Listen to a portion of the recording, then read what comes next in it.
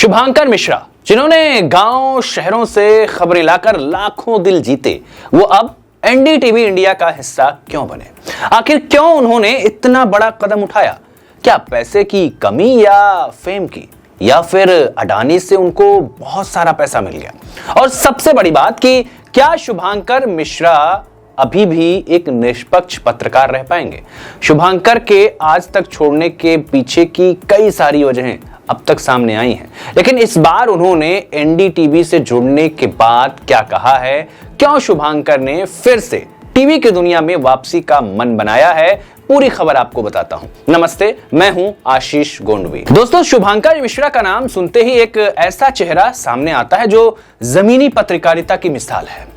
12 सितंबर 1991 को यूपी के गोंडा में जन्मे शुभांकर ने 2015 में पत्रकारिता शुरू की थी। इसके बाद मीडिया के कई चैनलों में उन्होंने काम किया, लेकिन 2022 में उन्होंने टीवी छोड़कर यूट्यूब में आने का फैसला किया और अनप्लग पॉडकास्ट के नाम से उन्होंने शुरुआत की, जिसमें सुधीर चौधरी, कंगना रनौत और बहुत सारे स्टार्स को बुलाया गया, नामी लोगों के इंटरव्यू किए गए। शुभांकर मिश्रा की कद में बढ़ोतरी होती गई।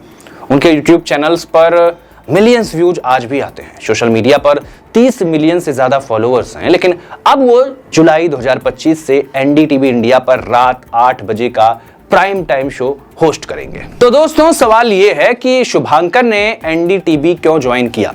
दरअसल एनडीटीवी में रवीश कुमार के जाने के बाद एक ऐसे चेहरे की तलाश थी जो निष्पक्ष पत्रकारिता की छवि रखता हो और टीआरपी भी ला सके।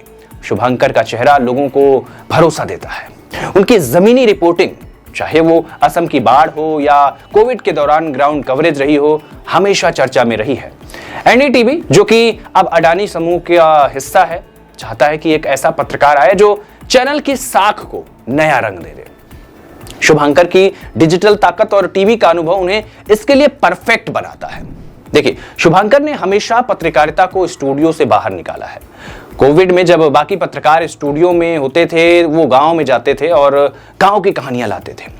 उनकी रिपोर्टिंग ने हिंदी पट्टी को एकदम अलग तरीके से सोचने पर मजबूर किया। एक अलग अलग कहानियां शुभांकर लेकर आते थे और उसको राष्ट्रीय मंच दिया। मगर विवादों से भी उनका नाता रहा। मई 2025 में आईपीएल क्वालिफायर के दौरान आरजे महवाश के साथ उनकी तस्वीर जो है वायरल हुई, जिस पर लोगों ने अलग अलग तरह की प्रतिक्रिया दी।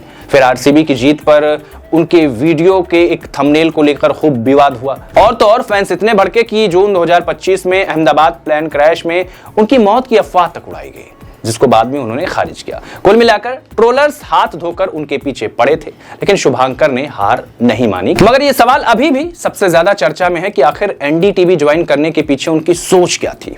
तो देखिए, एनडीटीवी उन चंद जगहों में एक है जहां वो शायद अपनी शर्तों पर काम कर सके। वैसे तो बहुत चर्चित चेहरा है, मगर वो अपनी पत्रकारिता को बड़ा मंच देना चाहते हैं। यूट्यूब पर उनके लाखों फॉलोअर्स हैं, लेकिन टीवी की ताकत थोड़ी अलग होती ही होती है। एक टीवी एंकर की आवाज करोड़ों घरों तक पहुंचती है। शायद यही वजह है कि उन्होंने एनडीटीवी का रुख किया। और हां, पैसे की बात भी नजरअंदाज नहीं की जा सकती। इतना अनुभव है, फेस की वैल्यू है, तो एक अच्छा पैकेज उनको जरूर मिला होगा और मिलना भी चाहिए। फिलहाल एनडीटीवी इंडिया एक नई रणनीति पर काम कर रहा है, जिसमें ग्राउंड रिपोर्टिंग और डिजिटल फर्स्ट अप्रोच को बढ़ावा देना है। शुभांकर को कंसल्टिंग एडिटर बनाया गया है, यानी वो सिर्फ शो होस्ट नहीं करेंगे, बल्कि चैनल की एडिटोरियल दिशा भी तय करेंगे। उनका प्राइम टाइम शो दर्शकों के लिए एकदम दिलचस्प हो सकता है। कुछ अनसुनी आवाज, कुछ नया किस्सा, या फिर कहें राजनीति की कुछ नई चीजें आपको उनके शो में देखने को मिल सकती है। तो दोस्तों, शुभांकर का एनडीटीवी ज्वाइन करना सिर्फ उनके करियर की ग्रोथ नहीं, बल्कि चैनल के लिए भी गेम चेंजर साबित हो सकता है। शुभांकर डिजिटल के मजे हुए खिलाड़ी हैं। उनके पॉडकास्ट में सुधीर चौधरी से लेकर तेज प्रताप यादव और तमाम बड़ी हस्तियां आ चुकी हैं। उनकी बातचीत का स्टाइल, जो बेबाकी से बोलते हैं, जबरदस्त है और दर्शकों को बांध कर रखती है।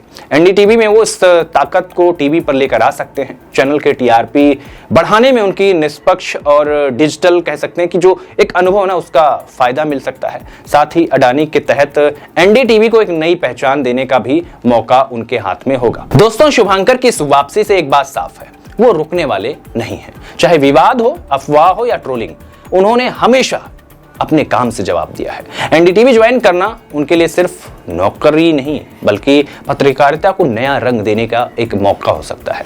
उनके फैंस जो यूट्यूब पर उनके साथ थे अब टीवी पर भी उन्हें देखेंगे। लेकिन सवाल है, क्या शुभंकर एनडीटीवी को नई ऊंचाइयों पर ले जाएंगे? क्या उनकी निष्पक्ष पत्रकारिता टीआरपी का नया रिकॉर्ड बनाएगी? और क्या अडानी के एनडीटीवी में वो अपनी आजादी बरकरार रख पाएंगे? इस पर आप क्या सोचते हैं, हमें कमेंट करके जरूर बताइएगा।